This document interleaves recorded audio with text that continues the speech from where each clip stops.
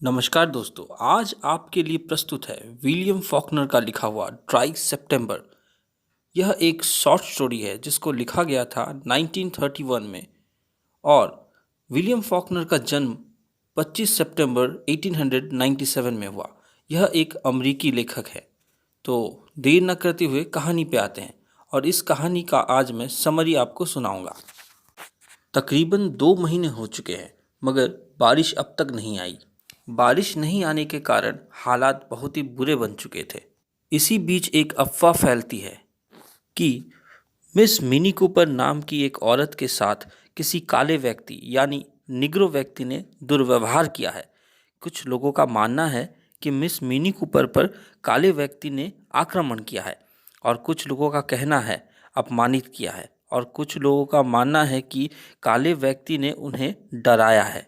जो भी हुआ होगा मगर सच्चाई किसी को पता नहीं। उस दिन भी सलून में इसी बात को लेकर चर्चा हो रही थी। सलून के कर्मचारी ने कहा कि वह उस व्यक्ति को पहचानता है और उसका मानना है कि वह काला व्यक्ति निर्दोषी है। उनके कर्मचारी का नाम था हॉक। उसका मानना था विल में जो वह काला व्यक्ति है वह अच्छा इंसान है, वह इस प्रकार का काम नहीं कर सकता। और हॉक ये भी कहता है कि मिस मिनी कूपर को भी जानता है। मिस मिनी कूपर एक 40 साल की अविवाहित महिला है और उनका मानना है कि वह शहर की सबसे खूबसूरत औरत है। जो भी हो, हॉक ने कहा, विली में अपराधी नहीं है पर मिस मिनी कूपर पर भी भरोसा नहीं किया जा सकता। तुरंत सलून में हड़कंप सा मच गया। सलून में बैठे हुए लोग एक दूसरे से बात करने लगे। उसी सैलून में उपस्थित था बूच नाम का एक व्यक्ति जो उसकी बातों पर गुस्सा होने लगा, उसकी बातों का विरोध करने लगा। बूच ने कहा, हम कैसे एक गोरी महिला पर भरोसा ना करके एक काले इंसान पे भरोसा कर सकते हैं। हॉक ने जवाब दिया, मिस मिनी कूपर एक 40 साल की अविवाहित महिला है और मिस मिनी कूपर को लगता है कि हर पुरुष उस पर आकर्षित होता है और उसके पीछे लग जाता है। इसी प्रकार का तर्क वितर्क चलता गया और उसी बीच बूच ने हॉक से कहा, निग्रो लवर यानी निग्रो से प्यार करने वाला या उन्हें पसंद करने वाला व्यक्ति, और निग्रो लवर कहकर चिढ़ाने लगा, मतलब कालों को पसंद करने वाला व्यक्ति। पर हॉक का कहना था कि मिस मिनी कूपर विश्वास के योग्य नहीं है। मिस मिनी कूपर के पास यौन संगम का भी अनुभव नहीं है। Miss Mini Cooper is unreliable due to her lack of sexual experience. ठीक उसी वक्त एक और विशेष व्यक्ति सैलून में पधारता है। इस व्यक्ति का नाम है जॉन मैकलॉन्डन। यह एक रिटायर्ड सोल्जर है।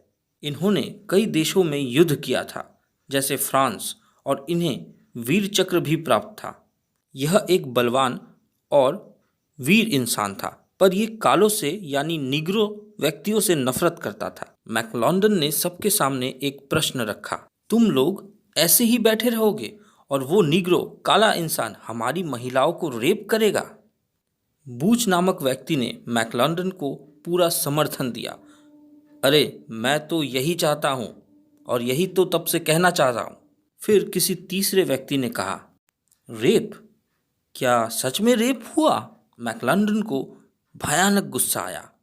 रेप हुआ हो या ना हुआ हो, तुम लोग क्या रेप होने का इंतजार करते रहोगे उसके बाद उठोगे?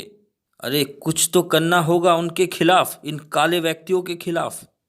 बूच ने जवाब दिया, नहीं, बिल्कुल नहीं, ये तो बर्दाश्त के खिलाफ है। फिर चौथे व्यक्ति ने कहा, इतना भड़कने की जरूरत नहीं है, आप लोग खामोखा भड़क रहे हो। मैकलॉन्डन ने जवाब दिया, हाँ बहुत हुआ, बहुत हुआ, अभी हमें कुछ करना चाहिए। हॉक ने कहा, इतनी जल्दी क्या है भाई, पहले ये तो जानो कि वो दोषी है या नहीं। वैसे विली में एक अच्छा व्यक्ति है। हॉक के इस बात पर मैकलॉन्डन को और भी गुस्सा आया। उसकी आंखें लाल हो गई और गुस्से से छलकने लगी। हॉक और मैकलॉन्डन को देख के लग रहा था कि दोनों अलग अलग ग्रहों से आए हुए हो। मैकलॉन्डन बोला, अजीब बात है, तुम लोग एक गोरी महिला पर विश्वास ना करके एक निग्रो पर भरोसा कर रहे हो। ये कैसे हो सकता है? धिक्कार है, तुम सभी पर धिक्कार है। उसी सैलून में एक और सैनिक बैठा हुआ था जिसने मैकलॉन्डन को शांत करने की कोशिश की। उस सैनिक ने मैकलॉन्डन से कहा, पहले पूरे मामले को अच्छे से जांच तो कर लो। किसको पता असल में क्या हुआ था? मैकलॉन्डन अपने आपे से बाहर आ चुका था और चीख कर कहने लगा, जांच? जांच का क्या है? मैं जा रहा हूं। चलो, मेरे साथ चलो। ये बात कहते हुए मैकलॉन्डन सबकी तरफ देखने लगा। 3 जन उसके समर्थन में खड़े हो गए और ड्रमर भी शामिल हो गया और कहा, मैं मैकलॉन्डन के साथ हूँ। और धीरे धीरे मैकलॉन्डन का दल भारी होता गया। कहानी के दूसरे भाग में हम देखते हैं मिस मिनी कूपर को। वह एक तकरीबन 40 साल की अविवाहित महिला है जो रोज़ सवेरे अपने घर के बरामदे में आराम फरमाती है। शाम होते ही अच्छे कपड़े पहनकर अपनी सहेलियों के साथ घूमने भी जाती है। पर आजकल मिस मिनी कूपर को उतना भाव यानी अटेंशन नहीं मिलता। यह भी एक कारण है उनके परेशानी का। मिस मिनी कूपर की सारी सहेलियां विवाहित है और अपने ही वैवाहिक जीवन पर व्यस्त रहती है। मिस मिनी कूपर जब 26-27 साल की थी तब उन्हें एक क्लर्क से प्रेम हुआ था। उनसे शादी भी करने वाली थी, मगर उन्हें काम के सिलसिले पर जाना पड़ा और मिस मिनी कूपर अकेली पड़ गई। बहुत सालों बाद जब उनका प्रेमी एक क्लर्क वापस लौटता है तो वह मिस मिनी कूपर से मुलाकात तक नहीं करता।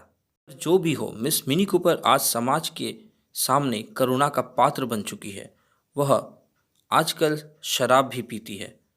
दूसरी तरफ लोग मिस मिनी कूपर को ज़्यादा भाव नहीं देते, पर एक समय था जब समाज में मिस मिनी कूपर का एक रुआब था।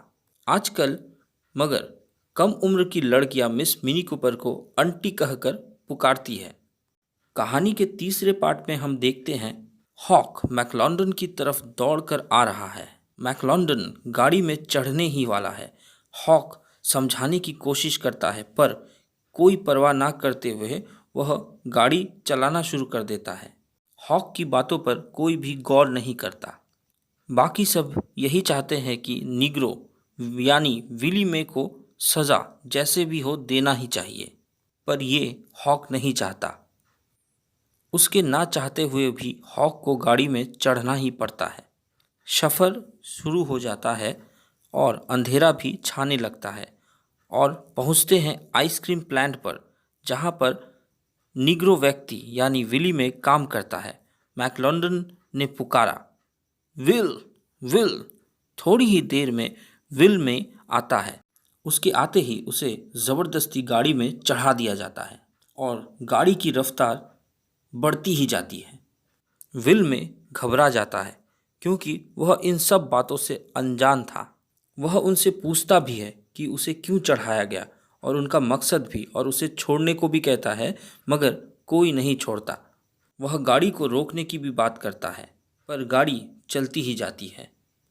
हॉक चलती गाड़ी से कूद जाता है और इसी प्रकार की कोशिश विल में भी करता है, मगर नहीं कर पाता। उसे लोग अकड़ के पकड़े हुए हैं और दूसरी तरफ हॉक एक गड्ढे में गिरता है और शहर की तरफ चल पड़ता है। कहानी के चौथे पार्ट में हम मिस मिनी को देखते हैं। मिस मिनी खुद को तैयार कर रही है किसी इवनिंग पार्टी के लिए। मिस मिनी में शारीरिक कमजोरी नज़र आ रही है। मिनी की सहेलियां भी उसकी तरफदारी कर रही है और इवनिंग वॉक पर निकलती है। मिस मिनी को इस चीज़ का आभास हो जाता है कि उसको लेके पूरे शहर में चर्चाएं चल रही है। लोग मिस मिनी कूपर के बारे में ही चर्चा कर रहे हैं। मिस मिनी कूपर कुछ चलने के बाद हंसना शुरू कर देती है। फिर उसकी सहेलियां उसके घर उसे छोड़ने आती है। लोगों की चर्चाओं से यह पता चलता है कि कुछ लोग मिस मिनी कूपर को दया के रूप से देख रहे हैं और कुछ लोग संदेह, क्योंकि घटना का सही मूल्यांकन नहीं हुआ था। कहानी के 5वें भाग पे हम देखते हैं मैकलॉन्डन आधी रात में अपने घर पहुंचता है। मैकलॉन्डन की पत्नी उसके घर इंतज़ार कर रही थी।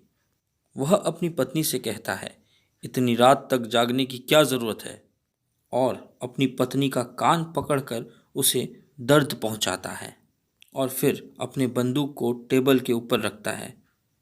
अपने कपड़े को भी उतार देता है। शरीर में लदे पसीने को पोंछने की कोशिश करता है। इसी अंधेरे रात में मैकलंडन आराम करने की कोशिश करता है। इसी प्रकार यह कहानी ओपन एंडेड है। विली मे के साथ यानी काले नीग्रो के साथ क्या हुआ इसके बारे में हमें पता नहीं चलता, मगर विलियम फॉकनर हमें कुछ बताना चाहते हैं कि समाज में किस प्रकार भेदभाव आज भी मौजूद है। यह तो अमेरिका की कहानी है, मगर भारत में हम आज भी देखते हैं लोग ऊंच नीच जात पात को नहीं भूले हैं और उसे मानते चले जा रहे हैं। चाहे हम विज्ञान में बहुत आगे बढ़ चुके हों, मगर फिर भी हम पीछे हैं। आप लोग सुन रहे थे विलियम फॉकनर का लिखा हुआ ट्राई सितंबर। उम्मीद करता हूँ आपको मेरा यह समरी पसंद आया होगा, तो कृपया करके हमारे साथ बने रहिए। इस चैनल को सब्सक्राइब कीजिए, लाइक कीजिए, कमेंट कीजिए और हो सके तो शेयर भी कीजिए। और इसके साथ आपको और भी कहानियाँ मिलेंगी मेरे चैनल में, और भी इन्फॉर्मेशन मिलेंगे अबाउट लिटरेचर, चाहे वो हिंदी साहित्य हो या ज़्यादातर अंग्रेजी साहित्य। तो धन्यवाद, मिलते हैं अगले वीडियो में।